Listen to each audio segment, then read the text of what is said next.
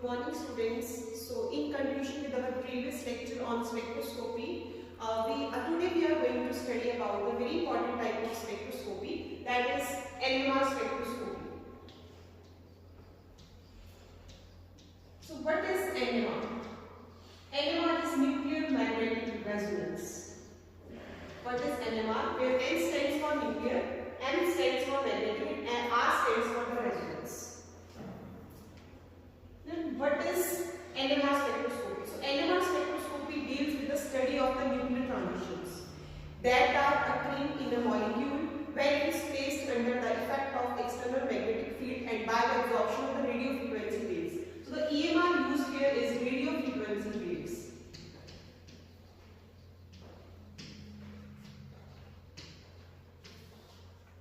Now the principle of NMR.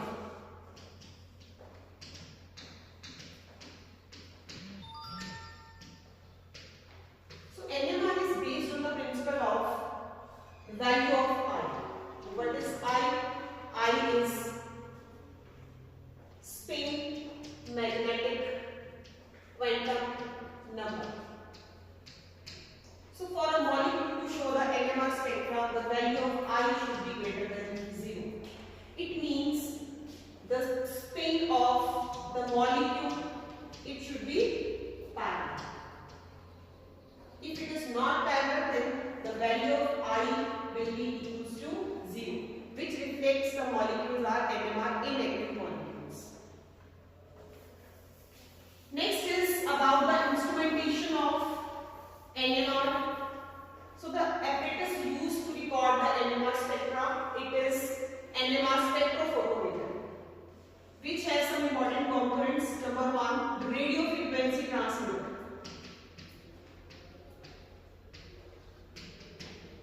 Second component is the sample holder, where the sample is placed. Number 3, magnets. Number 4, we can control the magnetic field, so we have a magnetic field sweep.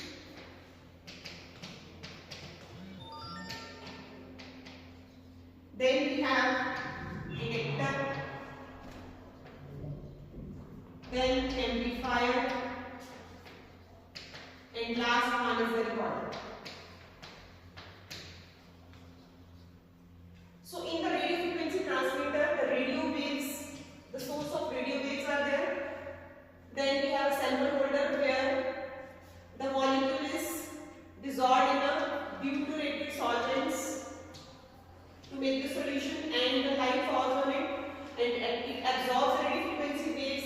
Thereafter, there is the effect of magnetic field around the molecule. Then the molecule will absorb the radio frequency waves, and due to this effect, the molecule starts spinning around its nucleus.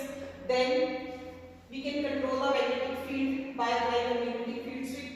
Then the signals goes into the detector, where light signals get converted into electronic signals. Then amplifier is used, which is used to clarify the signals, and finally all these signals are recorded in the computer. So computer is recording. So this is about the instrumentation of the NMR. Next is Proton NMR. So NMR spectroscopy actually revolves around the hydrogen. 1H NMR, which is also known as Proton NMR. Now, how to find out the NMR signals, NMR transitions? So there are some steps to follow. First one is types of proton. So when we identify the type of proton, then number of signals. Then number 3 is position of these signals.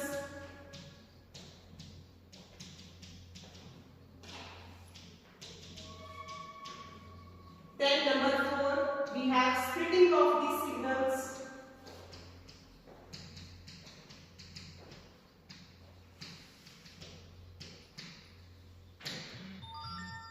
So these are the 4 categories to identify the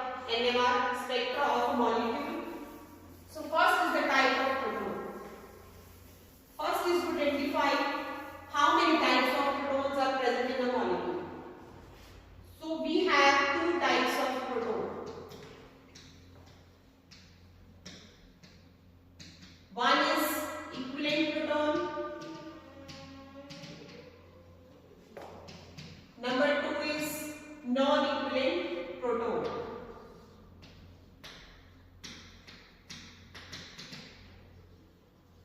So equivalent proton means the protons which are having the same environment, and non-equivalent means having a different environment.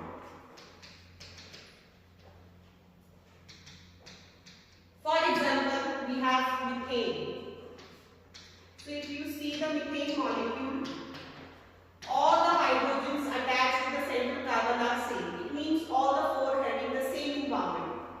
So there is only one type of proton. So we can say that only one proton is present. Second, for example, we have ethyl chloride.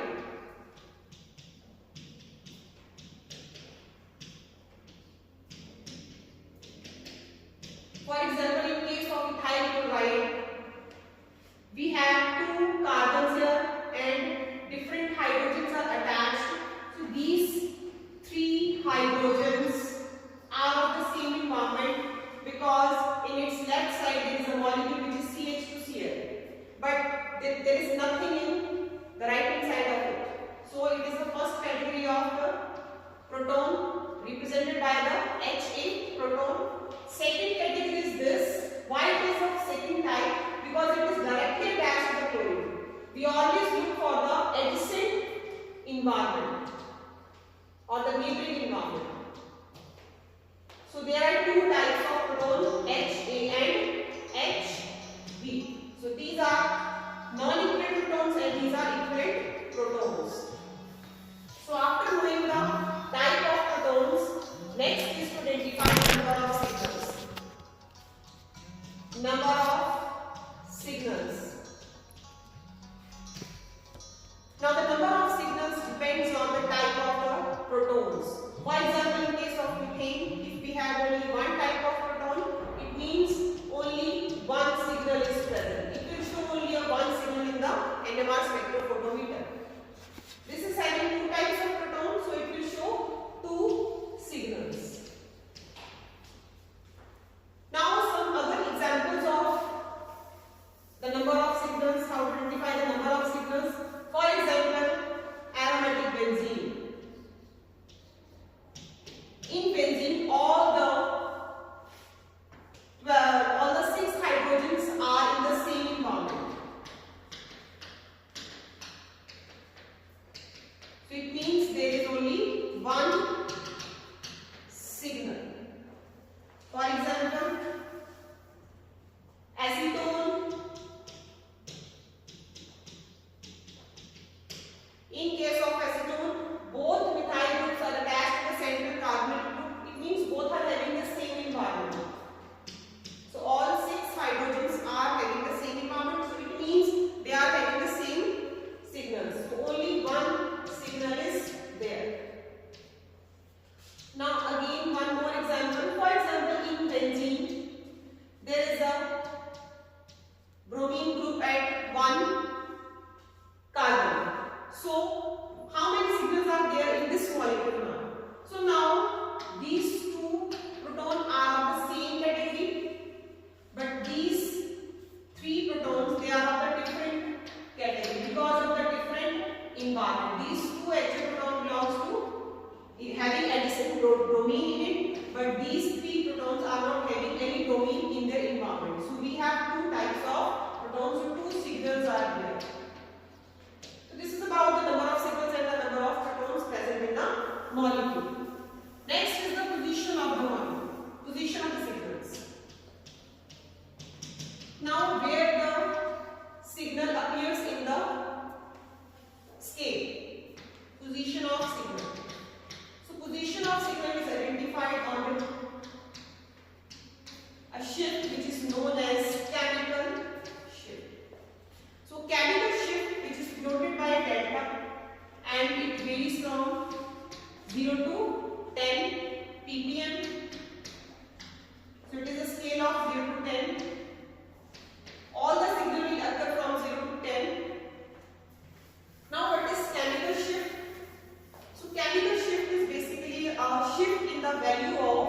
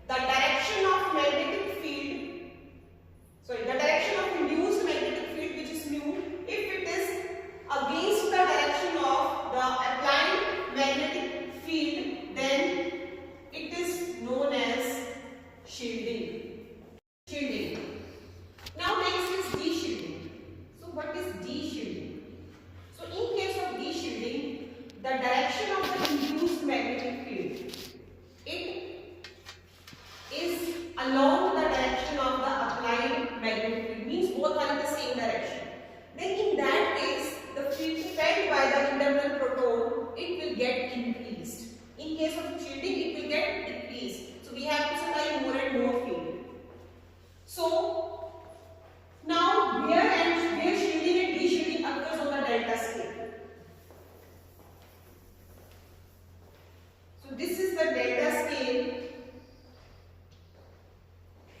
which is represented by chemical shift 0 to 10 value. Now there is a value from 0 to 10 only. So how we can say that the shielding occurs on this side and de-shielding occurs on this side? So to know this, we should have a standard compound by which we can say that this is shielded region and this is the de-shielded region. So the standard compound which is used to record the NMR spectra is TMS. So what is TMS? Tetra methyl silane. Now what is the structure of TMS? Silicon is at the center. 4 methyl groups are attached to this silicon.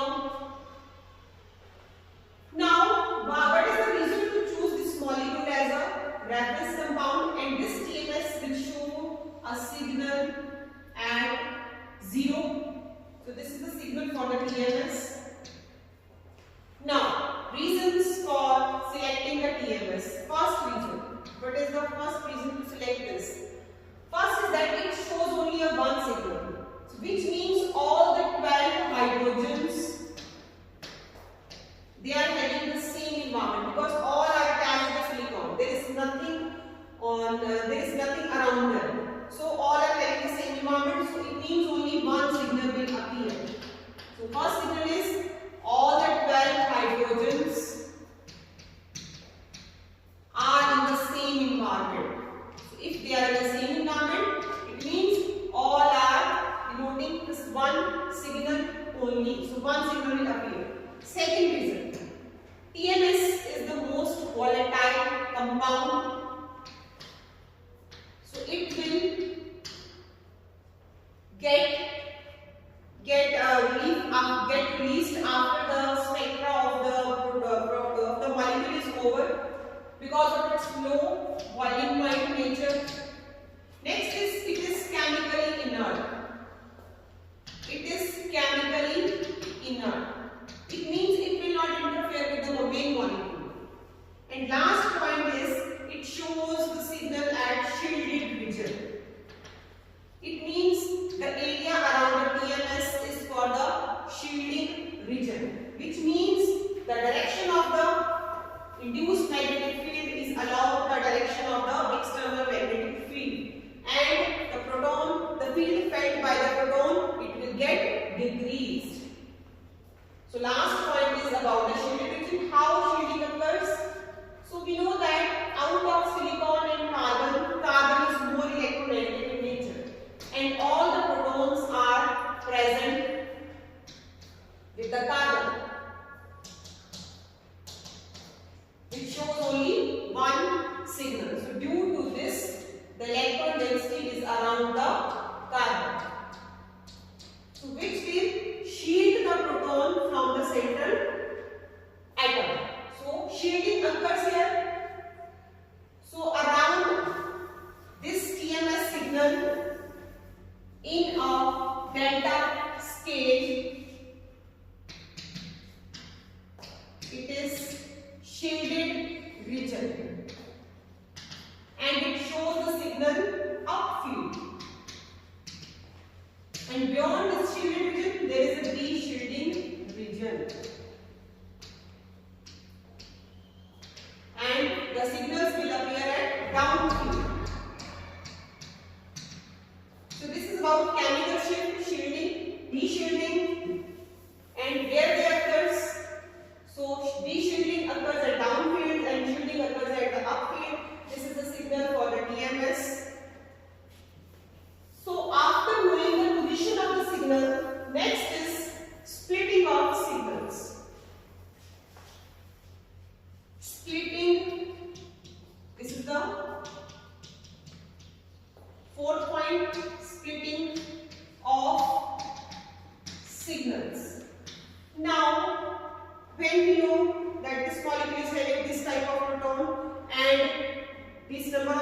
are present here. After that, the different signals will get split into the peaks. So a simple method to identify the number of peaks is n plus 1 rule. By applying n plus 1 rule, we can simply calculate the number of peaks present in the molecule per signal. So where n represents the number of protons. Which proton? The adjacent proton. Adjacent proton means, suppose if in a molecule we have two protons present, so one proton is adjacent to the next proton, and if there is only one proton, it means there is nothing right or nothing left to that molecule. It means there is no adjacent proton here. At that point, n will be 0. So for example, we have already taken this example, that is ethyl chloride. So in case of ethyl chloride, we have two types of proton. This is Ha proton and this is Hb proton. Now, in case of the splitting of signals, we must learn that the spin of one proton will affect the spin of the adjacent proton. Similarly, the spin of this proton will affect this and vice versa. So for example, for the first proton, which is Ha proton. So for Ha protons, how many protons are there? 3 Ha protons. So in addition to the 3 Ha protons, we have 2 Hb proton. So the spin of these two protons will affect the spin of these 3 protons. Now, according to the simplest formula, what is the value of n? N is 2 here. So, how many peaks will appear for this Ha signal? It is 2 plus 1. It is 3 peaks. So, this signal will split into the number of peaks. This is the simple formula. Next is the Hb proton. So, in addition to 2 Hb proton, we have 3 Ha protons. So 3 Ha protons means, and the value of n is 3. So number of peaks are 4. Now, what is the intensity of these peaks? How to identify the intensity of these peaks?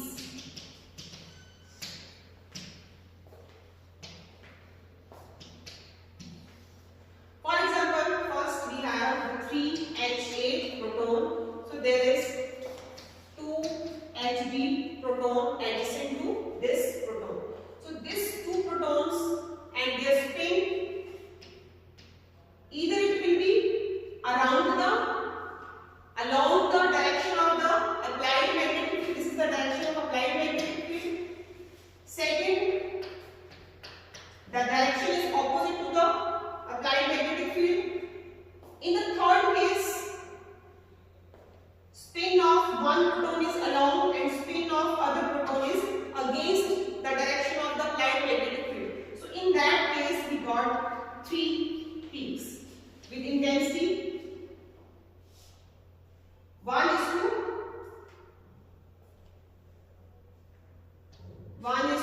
2 is to 1, because we have the spin of first proton is against and second is along. So it is 1 to 1.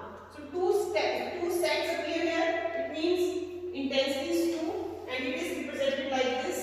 This is the first signal, this is the second signal, this is the third signal with intensity 1 is to 2 is to 1.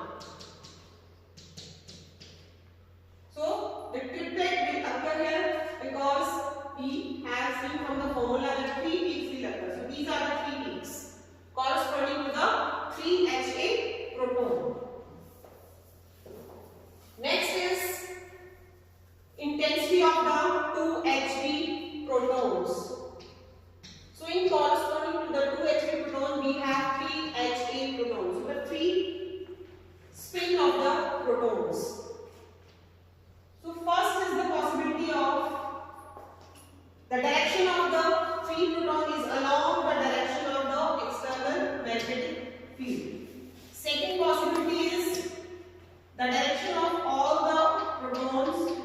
against. Now the third possibility is the direction of first two proton is along, second is against, or first is against, second, third are along, or the first is along, second is against, and third one is again along. So all three are belonging to the same category because all three protons are same. Next is two protons are having their magnetic field against the direction of magnetic field. One is along, first one is along, second and third is against. Next is first and third are against, but second is along. So we get again the three set. So what is the intensity of this signal? 1:3 is to 3 is to 1. So four peaks will appear here, and these four peaks are represented like this. This is 1, 3, 3, and 1. So this is how to predict the number of peaks. Next is showing these peaks into the delta scale. So this is the delta scale where the TLS shows its signals at 0. Now the compound was CH2Cl. This is Hb proton. This is Ha proton. As Ha proton is quite far away from the chlorine, which is more electronegative element, so the electron density is around the chlorine, but proton is present on the carbon, so there is a D-shielding occurs here. So D-shielding occurs more in the Hb proton than in the Ha proton because it is directly linked and it is indirectly linked due to the plus side effect. So these four peaks will appear at this point. So this is for the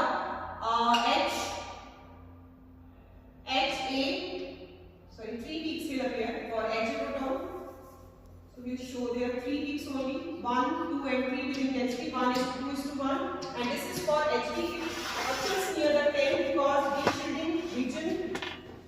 So these are the peaks for the Hb, 1 is to 3 is to 1. So this is how to predict the NMR spectra. So this is all about the NMR spectroscopy. We have so many applications of NMR, like it is used in the MRI, the most important radiological technique which is used to identify the tumors, and there are so many other categories where we use this technique. So thank you for the